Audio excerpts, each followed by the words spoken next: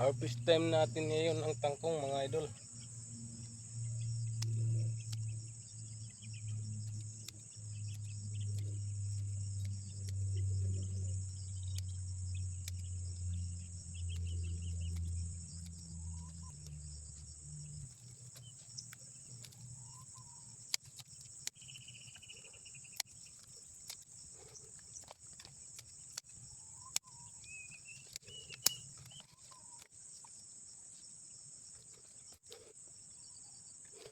Harvest time natin ngayon ng tangkong para may pambili tayo ng bigas. Ayan. So maraming salamat po sa Lord.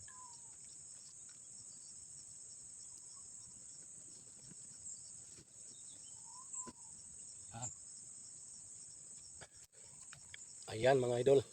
So kahit paano may na-harvest din tayo kahit hindi marami.